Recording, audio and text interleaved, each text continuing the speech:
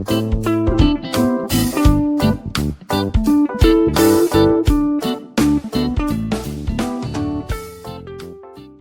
Viewers, good evening. আজকে আমাদের আলোচ্য বিষয় হচ্ছে imperative sentence pattern.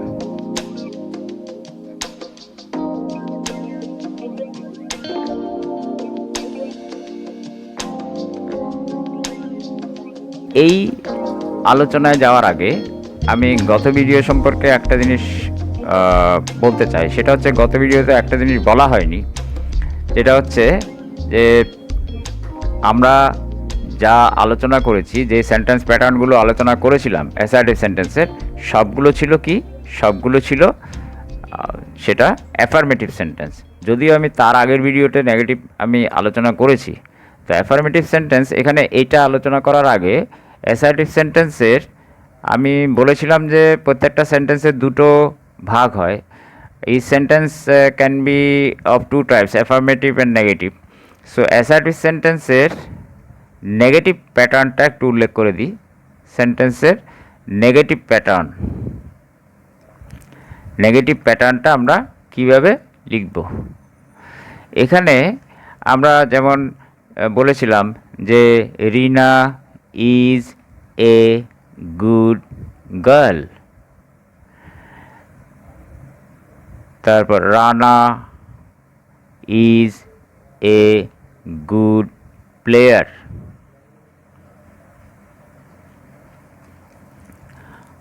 I go to school every day.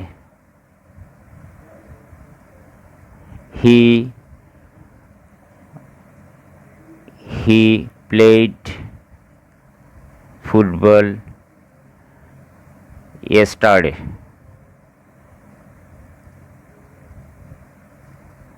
You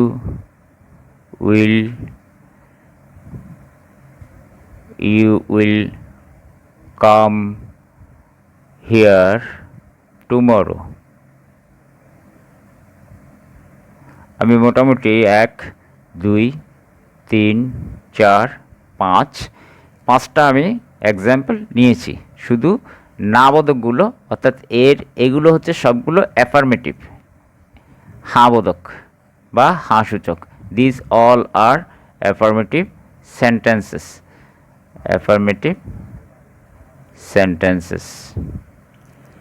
Affirmative sentences means affirmative assertive sentences. That is, these are all assertive sentences, but these are all affirmative sentences. এখন এগুলোর negative আমরা কিভাবে করব?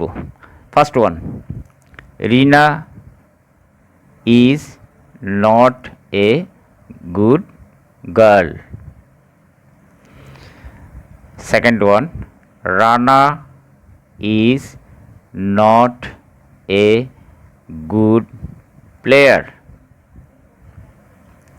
Third one, I do not go to school every day. 4, he did not play football yesterday.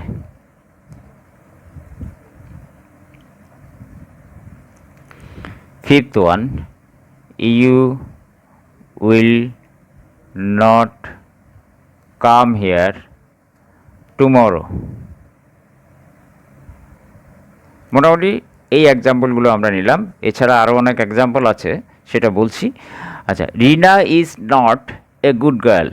আমার affirmative sentence যেটা হ্যাঁসূচক বাক্য ছিল, সেটাতে ছিল is. Rina is a good girl, তাহলে আমি নটটা কোথায় বসালাম? এখানে। যখনই নটটা এখানে বসালাম, সেটা কী হয়ে গেল? This are all negative sentences, negative assertive sentence.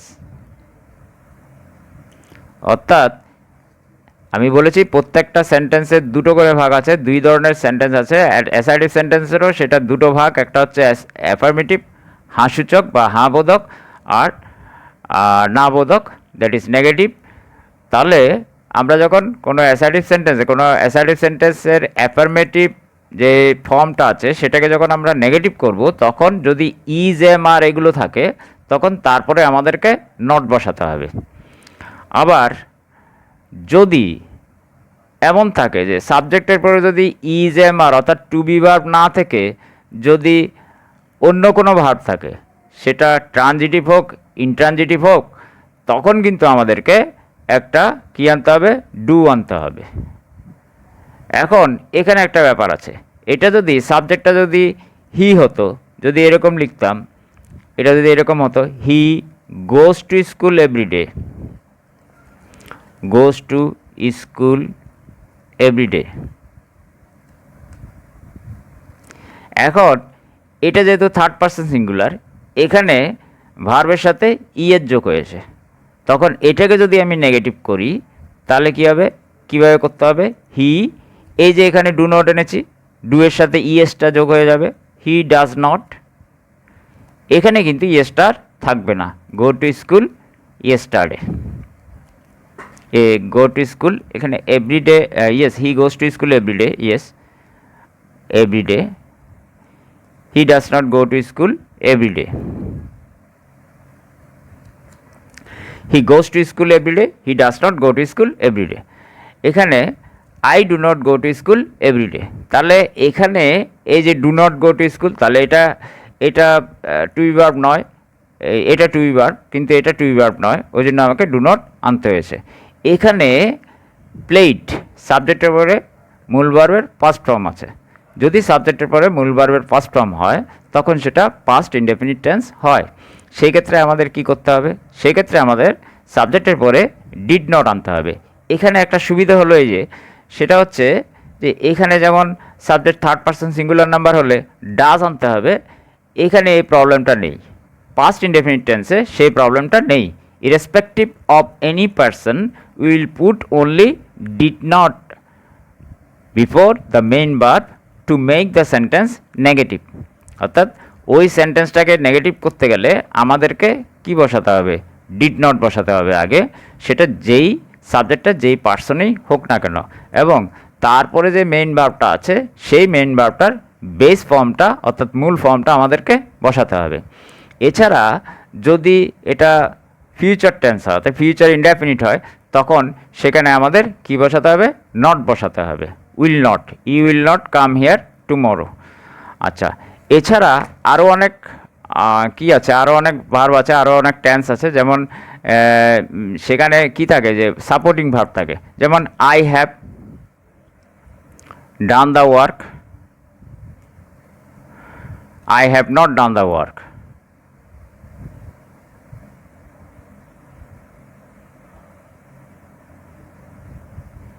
he had played football,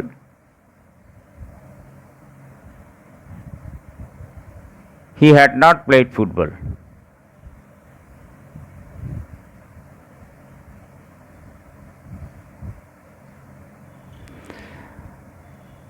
Rina is going to school,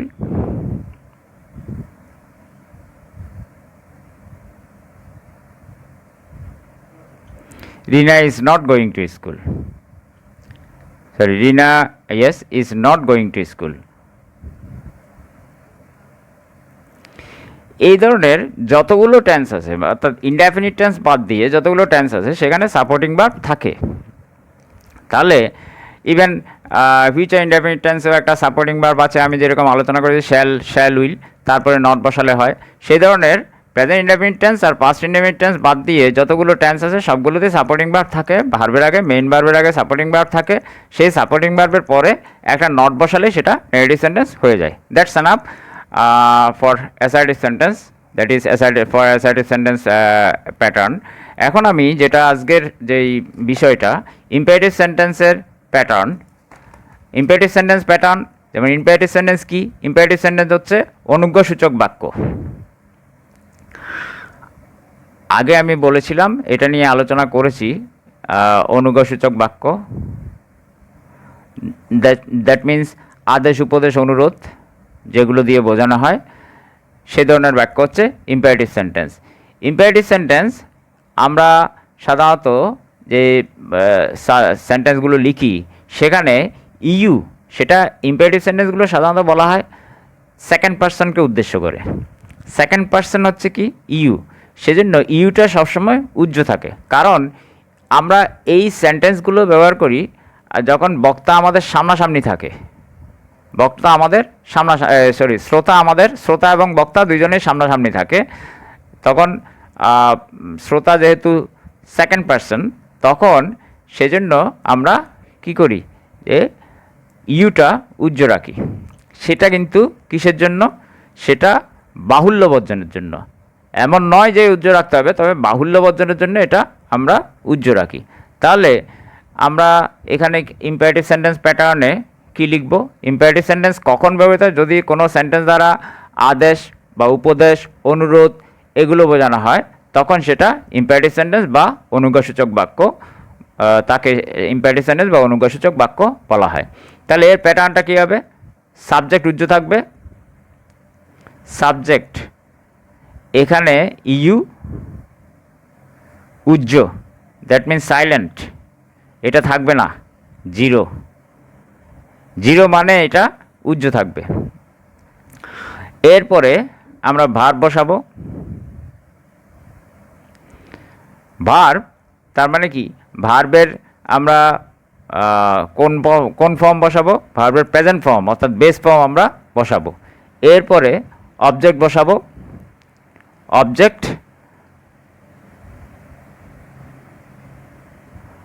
বসাবো। তারপরে আমরা কি বসাবো? যে অবজেক্ট বা আমরা অনেক সময় কি বসাই, যে কমপ্লিমেন্ট বসাই বা প্রিপোজিশন বসাই। অবজেক্ট বা আমরা কি বসাতে পারি? প্রিপোজিশনের অবজেক্ট, এইভাবে আমরা বসাতে পারি। এগুলো হচ্ছে নির্দিষ্ট ভার্বের ক্ষেত্রে, অর্থাৎ কিছু ভার্বের ক্ষেত্রে যেরকম ট্রানজিটিভ ভার্বের ক্ষেত্রে অবজেক্ট বসাবো, আবার কিছু ভার্বের ক্ষেত্রে কমপ্লিমেন্ট বসাবো, কিছু ভার্বের ক্ষেত্রে প্রিপোজিশন বসালাম, তারপরে আবার প্রিপোজিশনের অবজেক্ট বসালাম। হ্যাঁ, এই ধরনের স্ট্রাকচারটা হবে। যেমন আমি যদি বলি গো হোম, বাড়ি যাও, তাহলে এখানে সাবজেক্টটা কি আছে? সাবজেক্ট ইউ, এটা কি আছে? সাইলেন্ট, অর্থাৎ উজ্জ্ব আছে, এটা উজ্জ্ব আছে। এটাকে আমরা বাহুল্য, এটা যদি ইউ গো হোম আমি বলছি কিন্তু সেকেন্ড পার্সনকে উদ্দেশ্য করে, কিন্তু এখানে আমি এটা উজ্জ্ব রেখেছি বাহুল্য বর্জনের জন্য। আমি বলতে পারতাম ইউ গো হোম, এটা বাহুল্য বর্জন এবং সেন্টেন্সের সৌন্দর্য বর্ধনের জন্য আমরা কি করি? আমরা এই ইউটা উজ্জ্ব রাখি। তাহলে এখানে আমরা প্রথমে কি বসালাম? এখানে ভার্ব বসালাম। তারপরে গো হোম, গোটা কিন্তু ট্রানজিটিভ ভার্ব নয়, কারণ একে যদি আমরা কি বা কাকে দিয়ে প্রশ্ন করি তাহলে উত্তর পাবো না। সেজন্য এখানে আমরা গো হোম, কোথায় যাও? বাড়ি যাও। তাহলে এখানে এটা কিন্তু অবজেক্ট নয়। হ্যাঁ, তাহলে এটা কি হতে পারে? এটা আমরা এটার কমপ্লিমেন্ট হিসেবে ধরে নিতে পারি, অর্থাৎ গোয়ের যে সেন্সটা সেটা কমপ্লিট করার জন্য হোম আমাদেরকে ব্যবহার করতে হয়েছে। আচ্ছা, যদি বলি যে ডু দ্য ওয়ার্ক, এখানে কিন্তু সাবজেক্ট কি? ইউটা কি আছে? উজ্জ্ব আছে। ডু দ্য ওয়ার্ক, করো, কি করো? কাজটি করো, এটা কিন্তু অবজেক্ট। তাহলে ভার্ব প্লাস অবজেক্ট বসেছে। যদি বলি যে গো টু স্কুল, তাহলে এখানে কি? এটা ভার্ব, টু প্রেপোজিশন, বলেছিলাম যে আমরা ভার্বের পরে প্রেপোজিশন বসাতে পারি। এটা স্কুল, এটা প্রেপোজিশনের অবজেক্ট, অর্থাৎ প্রেপোজিশন বসালাম, প্রেপোজিশনের পরে কোথায় যাবে? স্কুলে যাবে। প্রিপোজিশনের পরে এটা প্রিপোজিশনের অবজেক্ট হয়। হ্যাঁ, তাহলে গো টু স্কুল। তাহলে আমরা ভার্বের পরে কি বসালাম? প্রিপোজিশন বসালাম, প্রিপোজিশনের পরে প্রিপোজিশনের অবজেক্ট বসালাম। তাহলে দেখা যাচ্ছে এই যে আমরা এই সেন্টেন্সগুলো আলোচনা করলাম, এগুলোতে আমরা ইউটা উজ্জ্ব রেখেছি। প্রথমে আমরা ভার্ব বসিয়েছি, ভার্ব বসানোর পরে হয় অবজেক্ট বসিয়েছি, না হয় কমপ্লিমেন্ট বসিয়েছি বা প্রিপোজিশনের অবজেক্ট বসিয়েছি। এটাকে আমরা এটাকে টোটালি গোয়ের কমপ্লিমেন্টও বলা যায়। কেন বলা যায়? এই কারণে যে এখানে গোয়ের যে সেন্সটা সেটা এটা কমপ্লিট করেছে। সেজন্য আসলে ইন্ট্রানজিটিভ ভার্বের পরে যেই শব্দগুলো বসে, যেই শব্দগুচ্ছ বসে তার সেন্সটা কমপ্লিট করে, সেগুলো সবগুলোকেই আমরা কমপ্লিমেন্ট বলতে পারি, পুরোটাকেই আমরা কমপ্লিমেন্ট বলতে পারি। অর্থাৎ যেটুক না দিলে তার সেন্সটা পূর্ণ হয় না, সেটাই হচ্ছে ওই ভার্বের কমপ্লিমেন্ট।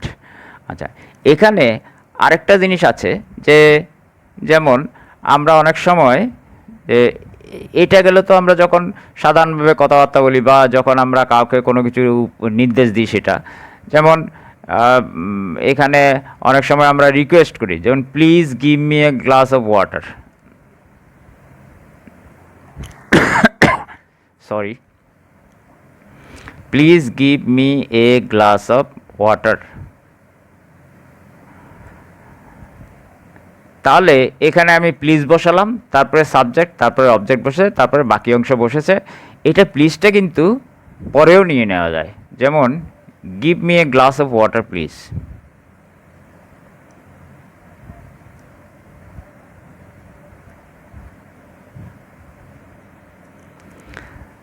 প্লিজটা আমি এখানেও লিখতে পারি, এখানেও লিখতে পারি। তো এখানে যদি লিখি তাহলে আমরা দেখতে পাচ্ছি এখানে যে তাহলে আমাকে ওয়াটার কে দেবে?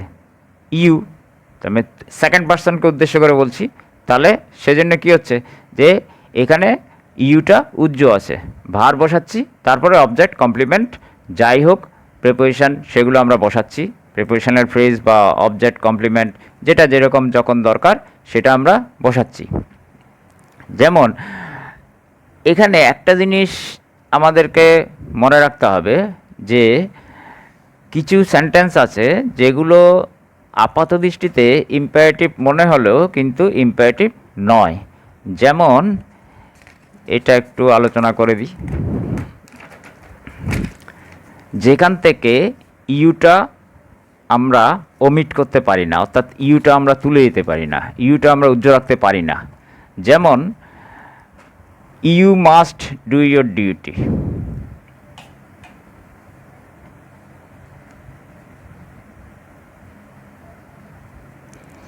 তুমি অবশ্যই তোমার কর্তব্য করবে। এটা অ্যাসার্টিভ সেন্টেন্স, এটা হচ্ছে অ্যাসার্টিভ সেন্টেন্স।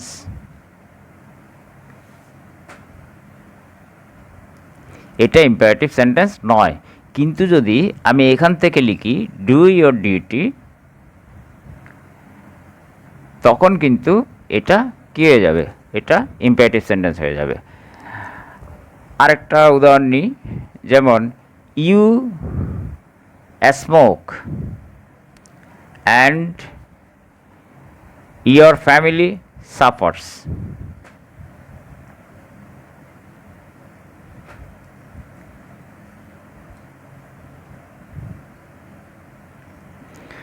আপনি ধূমপান করেন এবং আপনার পরিবার কষ্ট ভোগ করে। তাহলে এখানে ইউটা কিন্তু কি করা যাবে না, উজ্জ্ব রাখা যাবে না। আর সেজন্য এটা কি, এটা কিন্তু ইম্পারেটিভ সেন্টেন্স নয়, এটা অ্যাসার্টিভ সেন্টেন্স। এখানে যদি আমি ইউটা উজ্জ্ব রাখি, তখন এর যে অর্থটা এটা কিন্তু সম্পূর্ণ চেঞ্জ হয়ে যাবে। Smoke and your family suffers, ধূমপান করুন এবং আপনার পরিবার কী হোক, ধূমপান করুন এবং আপনার পরিবার কষ্টভোগ করুক। এটা কষ্টভোগ করে, এটা কখনো এরকম হয় না, কারণ আপনি ধূমপান করুন এবং আপনার পরিবার কষ্টভোগ করে, এখানে আপনিটা আমি উজ্জ্ব রাখতে পারবো না, তাহলে এই সেন্সটা পরিবর্তন হয়ে যাবে। তাহলে যখন আমি ইউ দিয়ে লিখছি, এটা কি হয়ে যাচ্ছে? এটা assertive sentence, this is not an imperative sentence. এখন এই ইম্পারেটিভ সেন্টেন্স আমি আগেই বলেছিলাম যে প্রত্যেকটা সেন্টেন্সের দুটো ভাগ আছে, একটা অ্যাফার্মেটিভ, একটা নেগেটিভ, হ্যাঁ বোধক না বোধক। তাহলে ইম্পারেটিভ সেন্টেন্সেরও দুটো ভাগ আছে, অ্যাফার্মেটিভ, দুটো দুই ধরনের রূপ আছে, একটা অ্যাফার্মেটিভ হ্যাঁ বোধক, একটা নেগেটিভ। যেমন আমরা অনেক সময় বলি ডু নট স্মোক, ধূমপান করো না, কারণ এটা it is harmful to health, এটা স্বাস্থ্যের জন্য ক্ষতিকর। তাহলে এই যে এখানে স্মোক একটা ভার্ব। এই যে আবার আমি বলেছিলাম যে প্রেজেন্ট ইনডেফিনিট টেন্সে যখন মেইন ভার্বটা থাকে, সাবজেক্টের পরে মেইন ভার্ব, তখন আগে ডু নট আনতে হয় নেগেটিভ করতে গেলে। এখানে ওই নিয়মটা আমরা ব্যবহার করেছি, ডু নট স্মোক। তারপর আমরা এখানে যেমন do the work, do not do the work.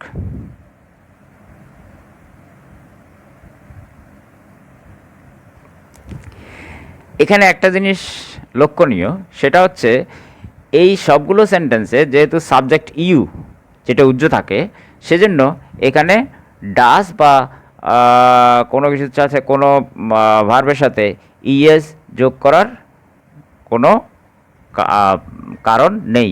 আমরা সবসময় না বোধক করতে গেলে ডু নট বসাতে পারি, বা অনেক সময় আমরা ক্ষেত্রে বিশেষে নেভারও বসাই। নেভার টেল এ লাই, নেভার টেল এ লাই, মিথ্যে কথা বলো না। তারপর আমরা অনেক সময় এই যে যেমন এটা হচ্ছে অলওয়েজ স্পিক দ্য ট্রুথ, এটার স্পিক দ্য ট্রুথ, এইটার যে ট্রান্সফরমেশন হচ্ছে এটা, অর্থাৎ রূপান্তর। অলওয়েজ স্পিক দ্য ট্রুথ, এটা যদি আমি নেগেটিভ করতে যাই তাহলে আমি নিশ্চয়ই বলবো না যে নেভার স্পিক দ্য ট্রুথ। কেউ কাউকে মিথ্যে কথা অর্থাৎ সত্য কথা না বলার উপদেশ কখনো দেয় না। তো never, sorry, there was a mistake. I wrote it NEV. This is the slip of the pen. I'm sorry for that. Never tell a lie. Always speak the truth. এটা কিন্তু অ্যাফার্মেটিভ ফর্ম। তো এইটাকে যদি আমি negative করতে যাই তাহলে আমি কখনো বলবো না do not speak the truth always. এটা হয়তো বলা যায়, কিন্তু সাধারণত আমরা বলি না। হ্যাঁ, তো আমরা যখন এটাকে ট্রান্সফর্ম করে বলি নেভার টেল এ লাই, কখনো মিথ্যে বলো, যখন উপদেশের স্বরে উপদেশ আমরা যখন দিই তখন এভাবে বলি। কিন্তু হ্যাঁ, এটাও ঠিক যে সবসময় সত্যি কথা বলাটা উচিত নয়। সত্যি কথা মানে যেগুলো অপ্রিয় সত্য, অনেকেই বলে থাকে যে গুণীজনরা বলেন যে অপ্রিয় সত্য কথা বলার চেয়ে মিথ্যে কথা বলাই ভালো। হ্যাঁ, যেই সত্য কথা বললে অন্যের প্রাণহানি বা অন্য কিছু হতে পারে, কোনো বড় ক্ষতি হয়ে যেতে পারে, সেই ধরনের সত্য কথা না বলাই ভালো কারো সামনে। সেক্ষেত্রে আমরা হয়তো বলতে পারি যে do not speak the truth always. Do not, অলওয়েজটা আমরা এখানে পরে নিয়ে যাচ্ছি, speak the truth, do not always speak the truth, এটা আমরা লিখতে পারি। কিন্তু এর চেয়ে এইভাবে লেখাটা আমার মনে হয় বেটার, অলওয়েজটা পেছনে লেখাটা, যে এই জায়গায়ও আমরা লিখতে পারি do not always speak the truth, but it doesn't sound good. So in this case, if we write it always, the always that is at the end, then it sounds much better. যাই হোক, যখন আমরা এখানে transform করে বলছি, যখন আমরা উপদেশ দিচ্ছি, তখন আমরা এটাকে নেভার দিয়ে করেছি, নেভার টেল এ লাই। এছাড়া বলেছিলাম যে যখন আমরা কাউকে রিকোয়েস্ট করি, কোনো কিছু অনুরোধ করি, তখন করার জন্য অনুরোধ করি, তখন আমরা বলি please give me a pen, give me a pen. এখানে প্লিজের জায়গায় কাইন্ডলিও বলতে পারি। এটার সাধারণত kindly give me a pen. এখন এটাকে, এই ধরনের সেন্টেন্সগুলো সাধারণত নেগেটিভ আমরা করি না। এখন নেগেটিভ করতে গেলে নেগেটিভ প্লিজ দিয়ে বা কাইন্ডলি দিয়েও নেগেটিভ সেন্টেন্স হয়। কীরকম? Please don't make a noise.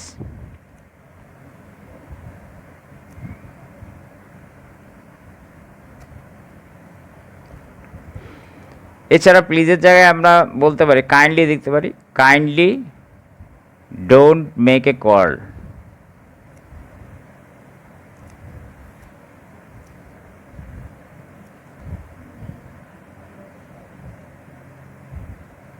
তাহলে এইভাবে আমরা কি করতে পারি?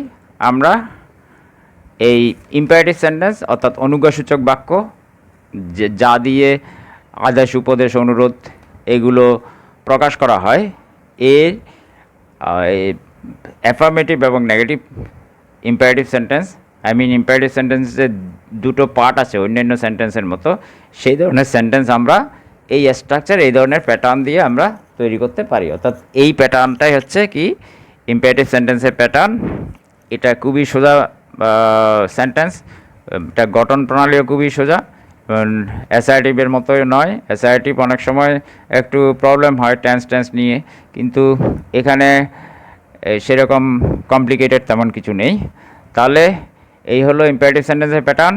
So that's enough for today, and I'll be present with I'll be there with another video on another lesson either tomorrow or the day after tomorrow. Until then, goodbye.